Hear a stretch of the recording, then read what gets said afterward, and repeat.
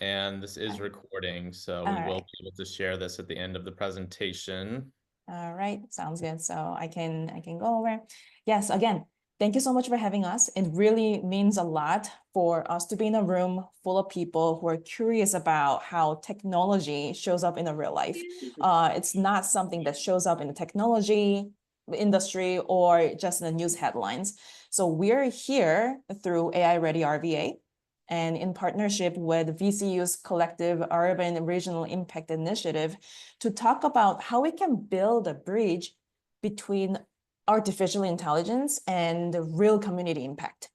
So the thing is, AI is already changing our lives. It's schools and jobs and neighborhoods, right? But I believe that unless we're really intentional about how we use AI, it will leave some people behind. And that is why we're here. We want to push against that.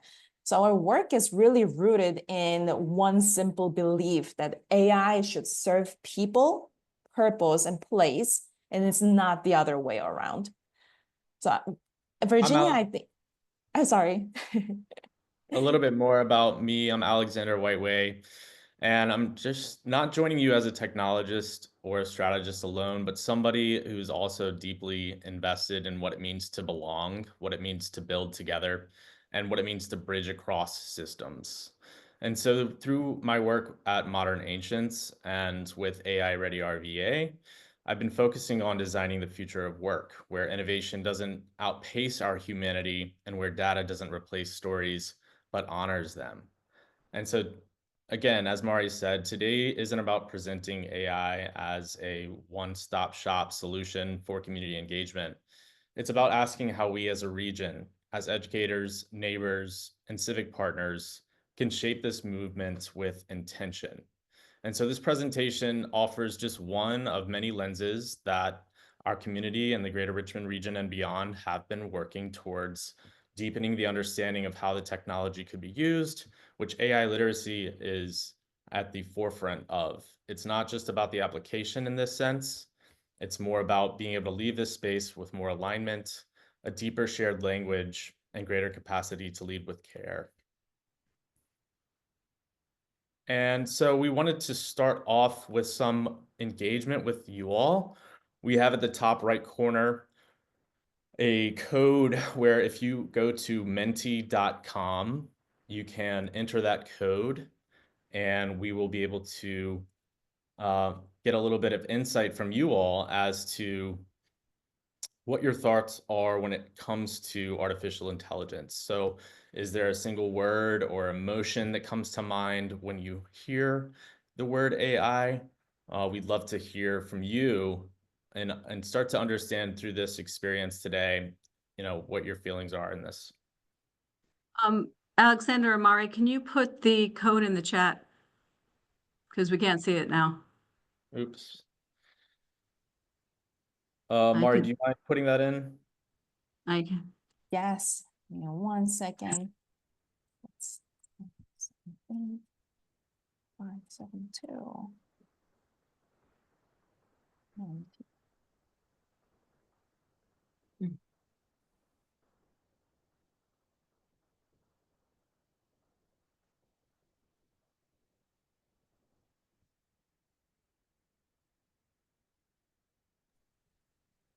Yeah, this survey is really just to open up to the crowd to understand what kind of emotions or concept that they have so we can engage better with the crowd. It could be anything like excited or skeptical or scared, or it could be something like innovative. So it'll be great to have your engagement.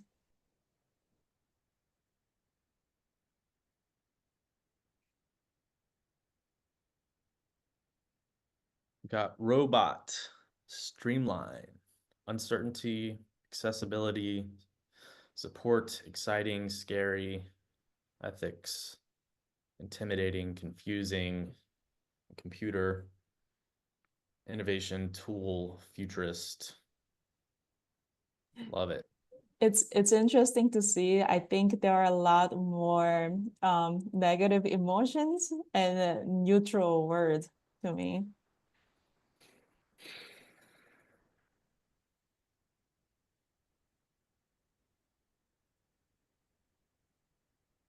All right, thank you so much. This is really good to know. It kind of sets the tone of, or it kind of sets the direction of what we want to cover for the rest of this talk. Yes. And so we'd like to acknowledge the great work already being done with VCU and all of the programming here in Richmond that they've been offering over the last several decades, and more recently with artificial intelligence. Our goal is to complement, not override that work. And so today we continue to look forward to ways we can improve understanding across the programming provided and community engagement, and how AI literacy and AI application awareness can play a role in people, place, and purpose as it begins with community trust. And so we see AI, and specifically AI literacy, as the bridge because it gives us knowledge and confidence to engage with AI, not as bystanders, but as co-creators. It builds trust, closes equity gaps, strengthens accountability, and empowers community to shape how AI is used in education, government, and everyday life. In a region like Virginia, AI literacy turns awareness into action and potential into shared power. Yeah, so let me talk a little more about AI Ready RVA as an organization. I see from the word cloud that there are a lot of like negative emotions associated with something like employment or terrifying. So that's exactly why AI RVA Ready was born. We had a very simple goal. We wanted to make sure the region is not falling behind on using AI. We wanted to really demonstrate and showcase how we can leverage and use AI. So we run hands-on programs to help people across the sector to get familiar with AI and how to really apply it in the real work, in real life. So AI Ready RVA is focused on 4 pillars. One is AI literacy, make AI understandable and accessible for everyone. 2 is community pillars. We do it through cohort system. So we, in each cohort, like creative marketing or K-12, we're testing real use cases and we bring thought leaders in that industry. Third part is ecosystem development. We're connecting the dots across sectors so that we don't get trapped into the silos. And 4 is cross-sector collaboration, that we want to ensure we're not doing this work just in isolation, but we're doing this for community. So whether you're an educator or a city official, corporate executive, in healthcare, a leader, business leader, you are part of this ecosystem and the platform. And this organization is really designed for us. And next one is Alexander. And so we invite you to think of AI not as a solution to every problem. It's a connective layer, enhancing how we link what already exists across the experiences of our universities, our communities, our institutions, and our shared values. When used intentionally, it can help us turn fragmented efforts into aligned, scalable strategies. That's the heart of our work with VCU here today, and hearing from you, where layering AI on top through this group analysis and discussion, we're weaving shared insight into the mission of regional transformation. And the shift isn't limited to VCU. We're seeing this across Virginia, and universities are responding to the rapid rise of AI, not with hype, but with purpose. From ChatGPT changing how we write and communicate, to biased algorithms and applicant tracker systems affecting who gets hired, treated, or heard. The stakes are high, and there's much work to do to improve how these systems can serve humans. Okay, so sorry, I was checking the word cloud, and again, this notion of still coming in, and the notion of this negative emotion associated to AI comes up a lot. One of the things that I just saw was ethics and responsible. So we're definitely seeing the trend of their education in how to use AI responsibly to ensure students and professional and civic leaders, they're equipped with not just technical skills, but with ethics too. And we're really trying to foster that, facilitate that with community engagement and AI Ready RVA. Next slide. So we've got a few more questions here that we'd like you to take a moment to think about. When designed with care, we believe AI can listen at scale. It can translate across language barriers, spot equity gaps in systems, and align resources across sectors. But if misused, it can reinforce harm, bias, exclusion, and disconnection. So it's important to hear from you and understand what your biggest pain point in serving your community, generally speaking, outside of artificial intelligence use is, and what AI could possibly make easier, more ethical, or more inclusive. And so take a moment. We've got the menti.com link and the code in the chat. If you haven't already logged on, please do. And oh, wow. Yeah. The last group There are a got a lot of bunch. responses. Love it. So we've got 11 responses for the first question. What is your biggest pain point in serving the community? Privacy in AI is a big one. Knowledge, exclusion, inclusion, geography, funding, measuring impact, collaboration, policy, access. These are all great. Yeah, I would personally love to hear more about exclusion because I want to understand why this becomes the biggest pain point. So whoever put exclusion, I would love you to ask question in the chat later. Okay. I really like where this is going because I think a lot of the knowledge gap, inclusion, and accessibility is something AI can really help. Alexander, feel free to chime in, but where my head is at is, for example, for accessibility, AI have capability to translate to 200 different languages. So if there is an underserved community with the language barrier, AI can really help them help those underrepresented community to be more inclusive. Yes. Yeah, I think it's artificial intelligence is a dual use technology, meaning that without the appropriate guardrails, it can cause exclusion.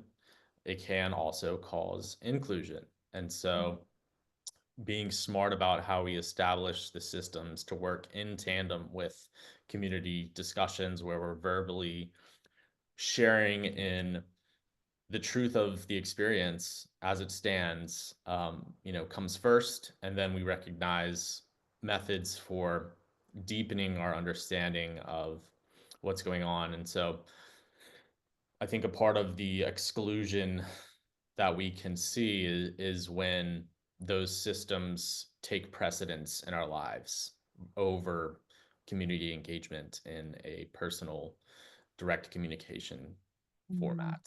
And so AI Ready RVA's cohort model is great in that sense that allows us to continue coming back to community and also then taking insights from those discussions, applying them to deeper insight into how those discussions, where each cohort is its own unique industry, category, or thematic focus area, we're able to frame different discussions in different environments and recognize how they apply to the larger workforce discussions happening in how nonprofit and university can align, and how university can align to corporate enterprise, and how we can continue to recognize cleaner, clearer, more activated pathways so that everybody can become successful. I love it. Another kind of theme that I'm seeing from the word cloud is data collection and assessment. That's definitely another area where AI can just streamline. AI is really good at simplifying complex data that it takes a lot for human to do. AI can ingest just completely raw data in text, image, whatsoever, unstructured data, ingest it, analyze it, make an output in a digestible form, all within a minute. So this is all great to see that those are pain points existing in this community or in this scene, that there will be some really AI use cases that AI can make an impact. All right. So That's great. I want to riff on that because that is a really excellent point. I don't think anybody feels as though they can easily navigate the complexities of the systems that exist in the modern world today. I think we don't have the bandwidth alone to recognize each facet of an experience. And so when we look into our career paths and what opportunities might be available, it can be difficult without the systems to help synthesize these broad, complex topics. And so that's a great one, Mari. We got a second question here. How do you think AI should improve community engagement?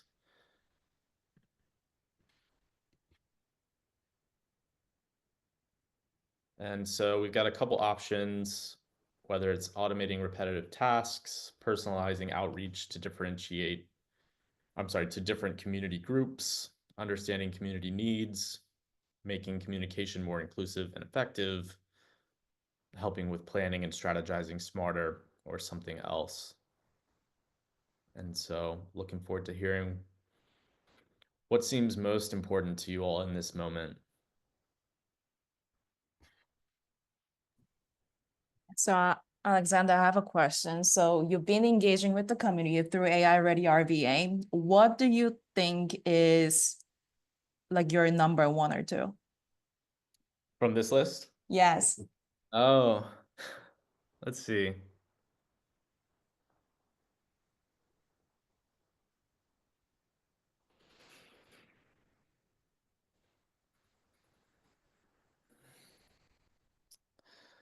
I would say the something else would be prioritizing how we apply the technology to any one of these is one of the greatest challenges that a group like AI Ready RVA faces. And I've heard, from many different organizations that can be the challenge is Right. there's so many places where automation or using mathematics to augment the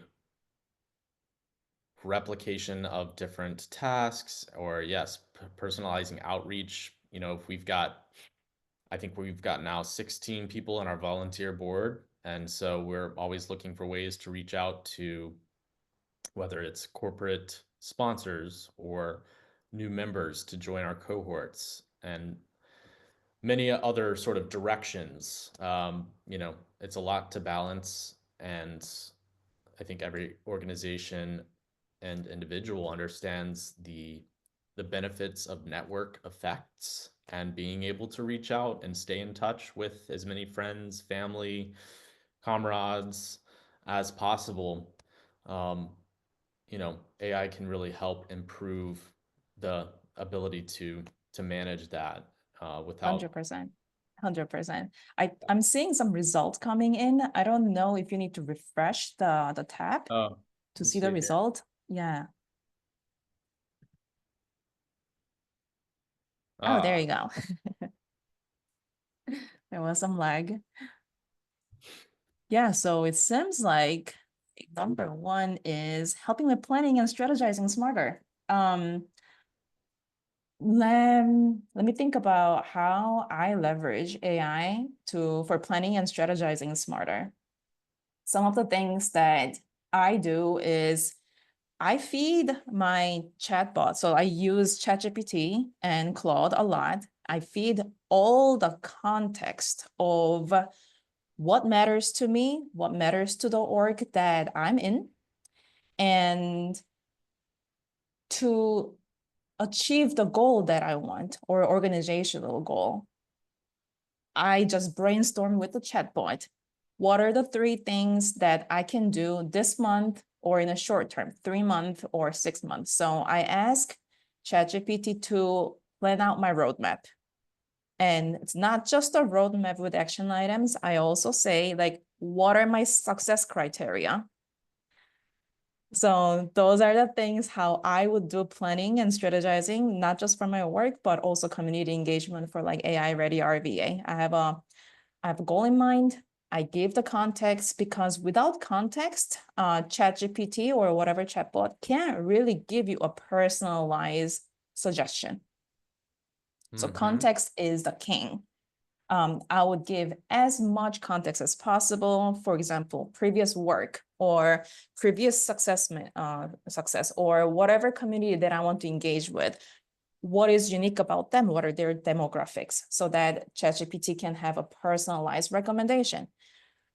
Do you have any thoughts, Alexander? No, I think you're spot on. I agree. Context is king. And so when we can learn to think a little bit more like the systems operate, one example that comes to mind in resonance, what you've just shared, is just understanding like your LinkedIn or Facebook profile. And so you've got this profile that defines, that you have defined for yourself, how you want to be interactive with the world through a digital environment. And so you have within that space your mission, your vision, your skill sets, what you like to do on the weekends, whatever it is that you're comfortable with sharing. Of course, there's different methods for privacy management within artificial intelligence that can be considered. And so if you're looking to get out more strategic planning and a smarter understanding of prioritization, one way to do that is aligning your profile to the vision you have and allowing the generative artificial intelligence to generate those pathways. And so it becomes, in that sense, the bridge between where you are and where you want to be. And so part of that definitely requires that you have mental models, that you have frameworks to be able to think through how you can use data to turn it into information, to make it knowledge and generate wisdom from that.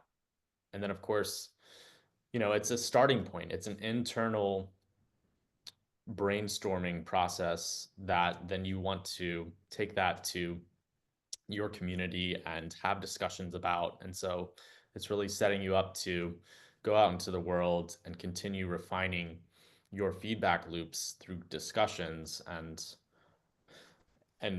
that's how you turn plans and strategies into action that actually creates an impact and transformation in your life. Yeah.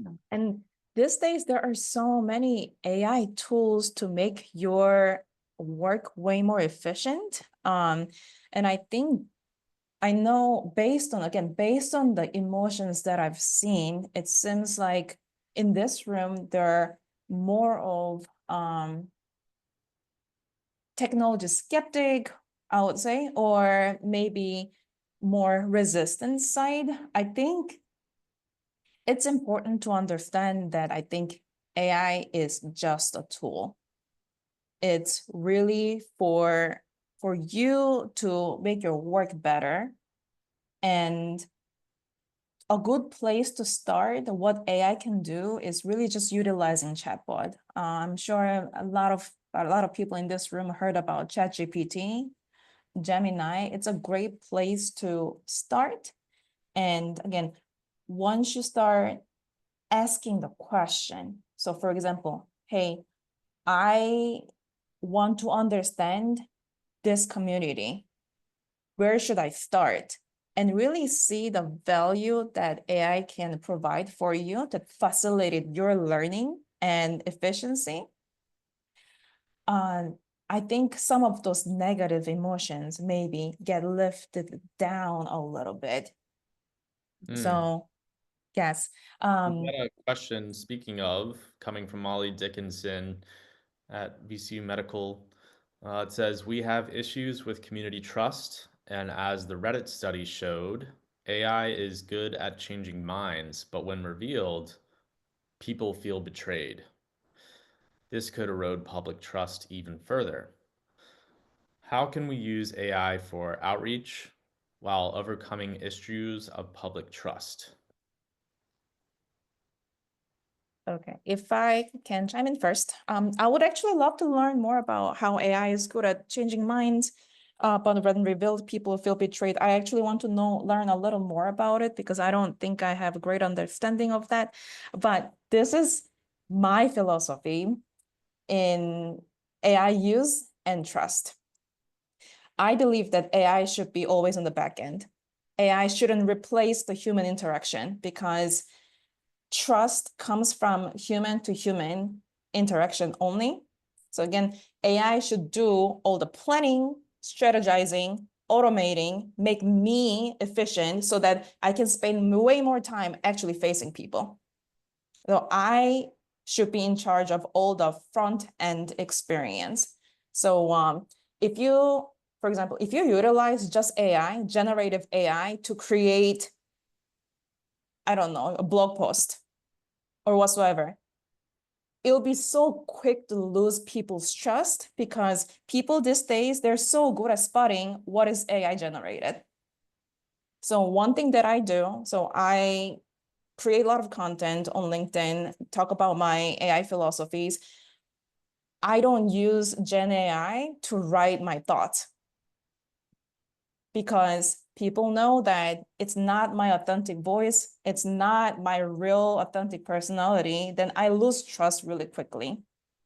So that's what I would say in building trust. Humans should be still on the front end, but let AI do the hard, complex work. Alex, do you have anything We to just add? received the actual Reddit article, so I'm reading through that right now. Um, and we also get a response here from RJB about upfront transparency. And so going back to what I had mentioned about the complexities that we are dealing with when it comes to information exchange and artificial intelligence, I was just having a discussion with somebody about how nobody, I would like to know how many people actually read the terms and conditions when they download a new app. Because I think that's a great example of upfront transparency that can be easily overlooked because it's a lot to read. People don't like to read. That's something I hear all the time. And so we could we could live a life where we're constantly reading into whether or not artificial intelligence is being used and feel like we want it to be proclaimed upfront that that is the case. And I would challenge us to consider what that actually means. And so where AI Ready RVA and literacy comes into play, and we're advocating for a sense of understanding that this is just synthesis of information that the world has worked together to bring into formation over a long period of time, um, that now becomes applicable in the back end development of creative endeavors. Um, there's I think there's many actions being taken for transparency in the creative process, but what really comes to mind as somebody who's been studying this space for a long time is there, and while we're in this evolution of community engagement in relation to working with systems and technology, I question whether I want to spend my time validating whether or not artificial intelligence is being used, or if it's adding value to the experience that I have within the human experience. And so finding that balance is unique to everybody. And, when it comes to aligning on our values, that's an area of continued exploration for all of us, to recognize what's most important here and how these technologies can impact our lives.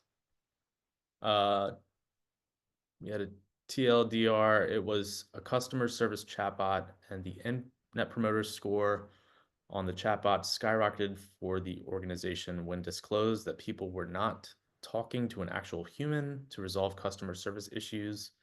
They had a negative Net Promoter Score, although it wasn't because of the results, but the fact that the results were achieved by a bot and not a human. Yeah, I think that kind of goes back to, thank you for the context, by the way. That kind of goes back to my point of the trust, is that it has to be human experience. Customer service chatbot, it's a theme right now. All the customer reps are replaced by AI. I don't think that's the right move, because the company might save some money in the short term. It's eventually going to lose all the trust from the customer, because human, again, we know what is AI generated these days. We're so good at it. If it's emotionless, it is all AI generated. So I still believe that the human experience, the only way to build the right trust. I think that the offline engagement will make a comeback, because online, everything is getting filled by AI generated thing. And even as an AI entrepreneur, I tend to check out on AI generated content these days. So yes, that will be my point. We have to utilize AI in a way that we can free up our space to do the community building, to do the trust building. Yes. Yes, I'm seeing another question. If you want to get into this first, or should we keep going? I Well, think let's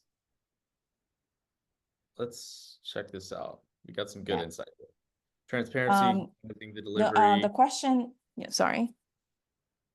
So the question was from Crystal. There are a lot of AI tools doing different things. How do you keep up with it?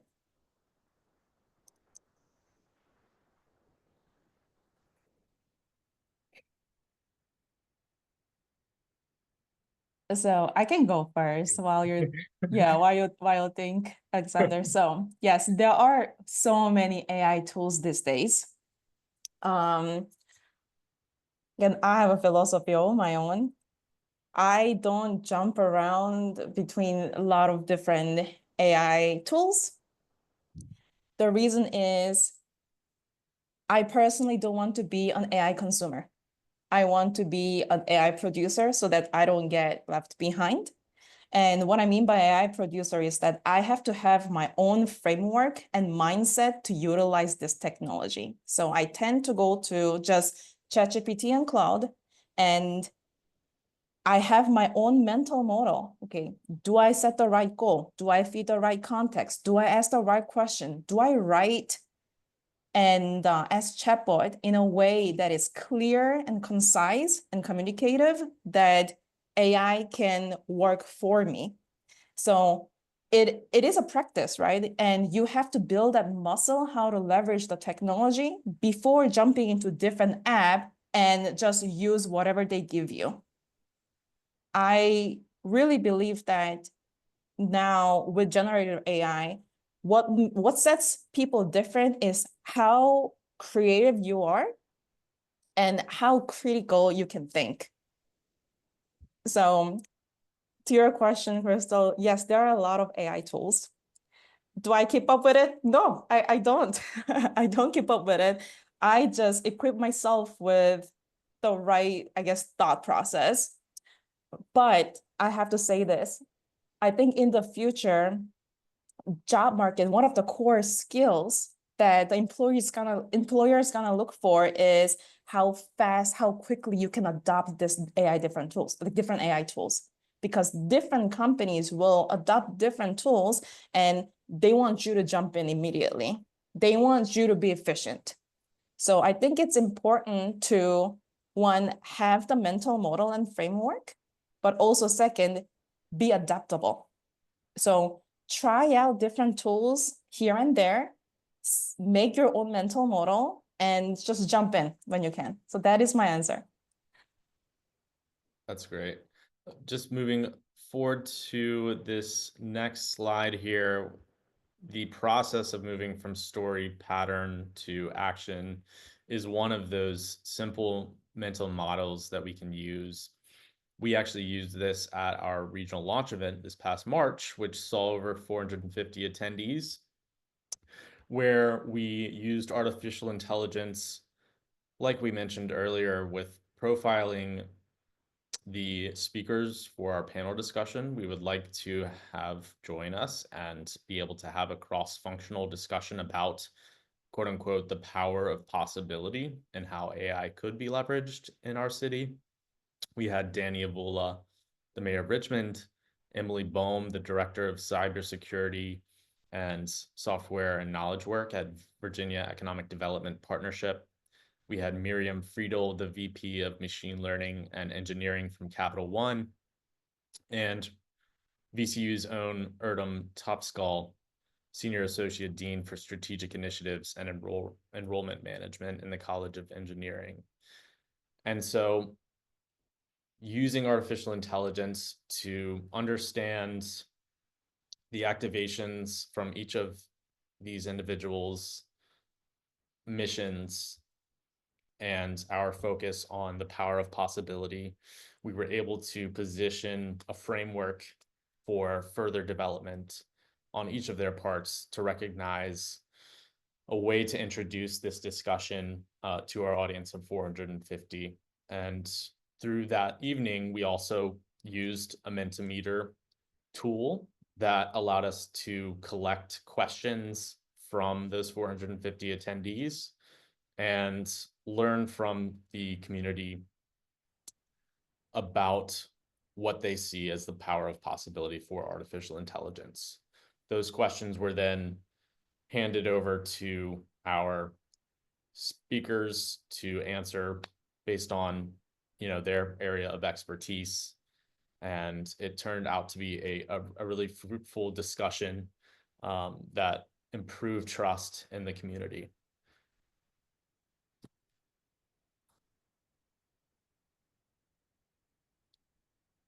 Oops.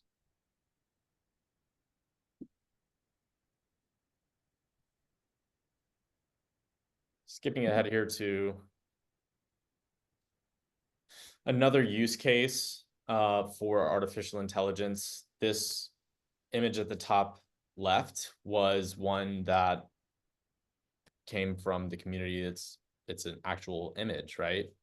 And as AI Ready RVA was in development, we sought out many different strategies for deepening the vision of an AI Ready RVA.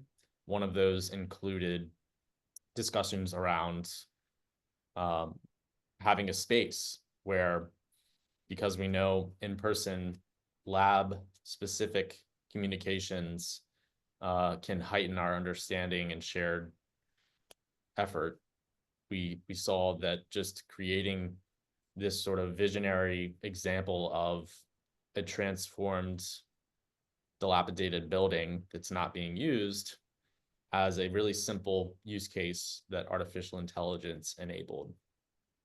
And so this, we've been calling the Community AI Literacy and Innovation Lab, and are continuing to look to corporate sponsors and university and community nonprofits and small businesses, startups, and asking ourselves, is it possible for us to unite in a space similar to the 1717s or other entrepreneurial ecosystem innovation spaces to continue this discussion? Okay. I want to be mindful of the time, so I'm gonna make it really quick on this slide. So where AI is headed, we all know, we see it from the news all the time, that everything gets automated. AI is taking over the writer, the creative work, everything, education, right?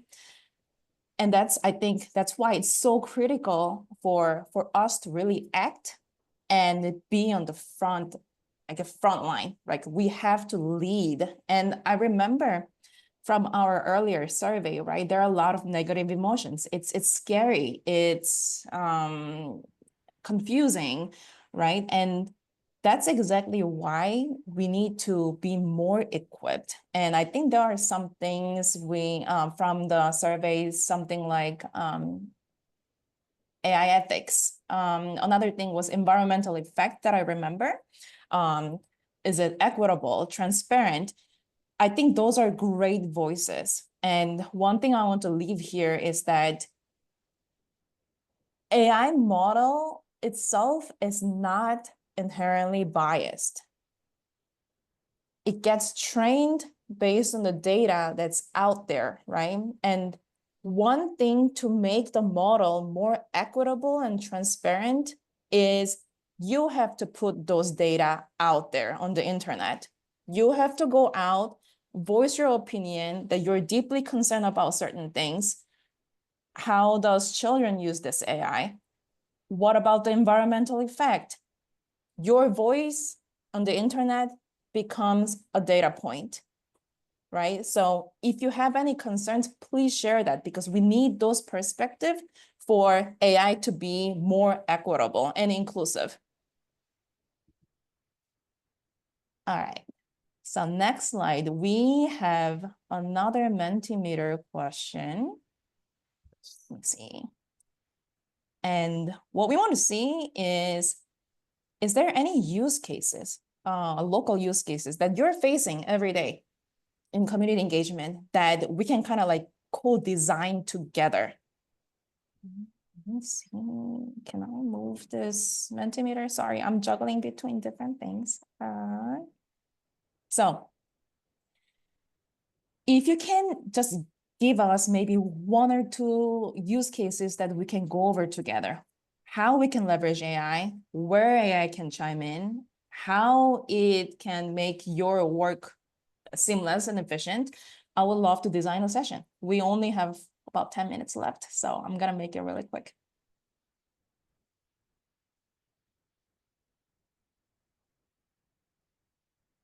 While you all are brainstorming a little bit on this,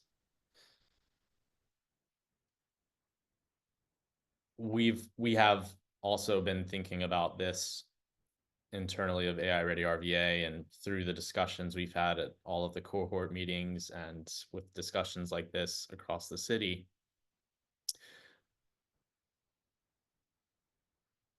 Oh, I don't think you're on the right Menti screen to see the responses. Is it not loading again? It's slide number 4.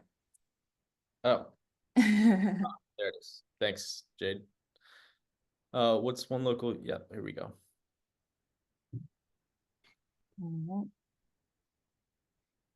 School policy, identifying patient, accessing policy impact.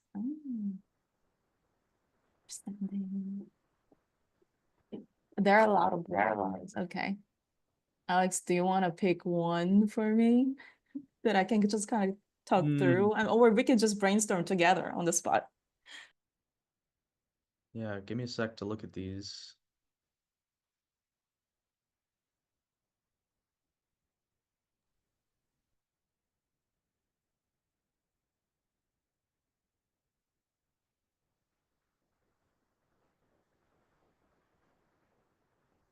These are all great. Yeah, I want to pick one. I think live demos of community members and how to use AI effectively. It is actually kind of tied to what we're doing at AI Ready RVA. So you're all really welcome to join our cohort. But I love the idea of like AI literacy series, and to make it really relevant to the audience here. Ooh, that's a we've got a technical person in here. Oh, Running okay. demographic Okay. information for zip codes to help identify community needs that provides quantitative data for grant applications. I would check out grant flow. I want to say they're working on that. And yes, that's in any sort of application of AI use, discovering quantitative data that's connected regionally and linking capital flow is a huge unlock that all of us can really appreciate.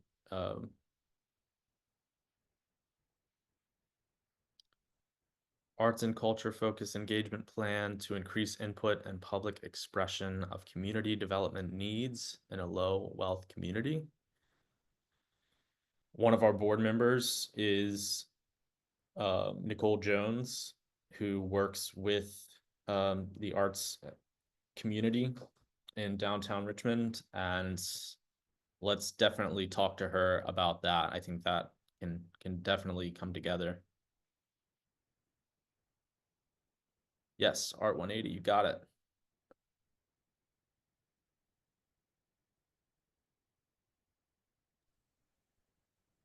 Yeah, there are definitely existing tools. So I'm seeing like one is the tax returns on nonprofit. I think there is a tool called Keeper that does. I'm not really sure about nonprofit. They definitely do it for profit, and it's AI powered. They kind of automatically see where the deduction is, and they file a tax for me. I use that thing. But I think overall, these are really great use cases. Again, AI is really, really good at ingesting very complex, messy data. So it could be literally a video, then you have a transcript. Like, let's say you want to engage with each member of the community and you want to understand what they need, what they care about, what their sentiment is on the initiative that you're doing. Before, you probably sent out multiple surveys and Google Forms, and there were reviews that was really messy to understand. It took a month to really categorize each sentiment, right? But now AI can really just understand this unstructured data. What I mean by unstructured data is it could be an image, it could be a video, it could be an audio recording. So you go out there, ask the right question, record it in the video or audio, feed it to the chat, and ChatGPT understands the sentiment. If you ask 4 questions like, hey, what are my people caring about? Like, what do they say? What are the sentiment? It will give it to you in a digestible way. So you can really, I guess, efficiently analyze what your people care about, right? Another thing that I'm seeing is assessing policy impact. Then again, the goal is, how do I assess this impact? Let ChatGPT come up with a success measure, right? Let ChatGPT come up with some kind of criteria, and let ChatGPT help you analyze and actually assess the impact so that you don't have to sit for a month really just having a headache about this. So those are the use cases that we can really do with AI. Kristen from Plan RVA said, I was thinking of AI as the driver in this case for an arts and culture public engagement plan. And so how could AI be the driver for a public engagement plan on arts and culture? Kristen, do you have any more specificity on that thought?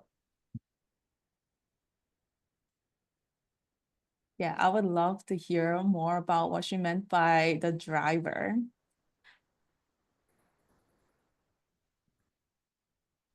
I'm happy to unmute just quickly. I mean, Yes.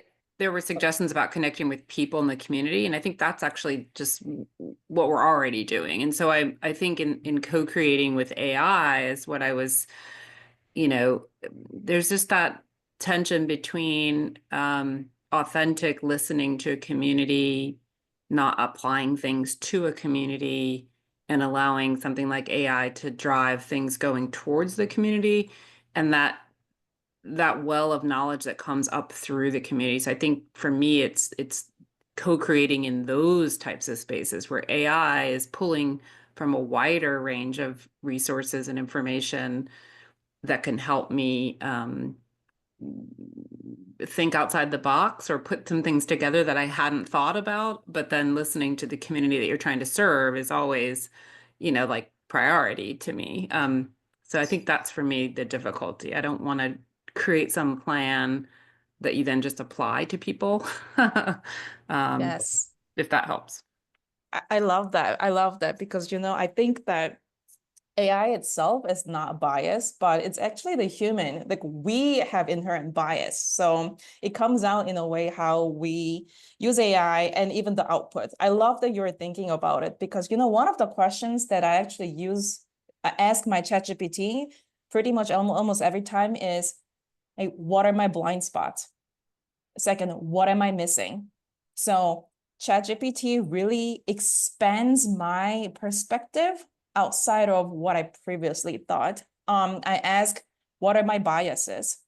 What can I do about it? So it helps me having like self-awareness of my own bias so that I make sure that I'm inclusive and I have diverse perspective.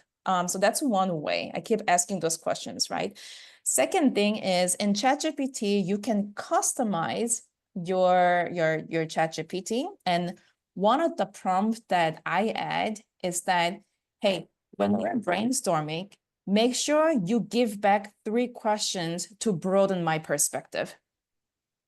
So that's another thing that I do. And third thing I would say is that I think one of the most important thing in inclusion is that you have to understand who you're engaging with, right? So one thing that I do is I create a persona. So if I engage with an underrepresented community who has English literacy issue, then I create a persona in ChatGPT and like, hey, interview me. Like you are this person, you're in, I don't know, let's say you're an African refugee living in Washington State. Those are the ones who I worked with before. And I create a persona and I start interviewing ChatGPT persona to really understand what they care about and what they mind, what their culture is. So those are different things that I do to break my own inherent bias, if that helps. Alexander, any other thoughts? No, you're right on. I think it allows us to generate more perspective on our own thinking, and that reduces our bias and continues to allow us to be a lifelong learner and create plans that are more inclusive. And so the practice never ends. So I think we're just about at time here. Want to thank everyone who joined us today, and we can't wait to continue the discussion as we work together to learn more about each other and how these systems can improve our lives. Thanks to Will Willis, who brought the opportunity for us to speak today, to Sherry for bringing you all here, and Mari, any final words? Any questions from the community before we head out? Yeah, and just one last thought. Thank you so much, everyone, for being here, spending 1 hour with us. Thank you, Alexander, for really like managing the whole thing. I really appreciate it. I just put, I don't know, I didn't really do anything other than the talk, so I appreciate that. And definitely feel free to connect with me on LinkedIn. I think the deck is gonna get shared, recording is gonna get shared after. Feel free to reach out to me through my email. I really appreciate everyone's time. I'll just add a great big thank you for sharing your time with us, Alexander and Mari. We were glad you could come join us. We were glad we had a great big audience to engage. I was glad to see all of the wonderful ideas flowing through Menti, as well as understanding how people are thinking. So great big thank you to you. Great big thank you to all of you out there for joining us. We're glad you're here. And it's 2:00. So with that, I will end our recording and say goodbye and have a wonderful Wednesday, everybody. Bye. Bye.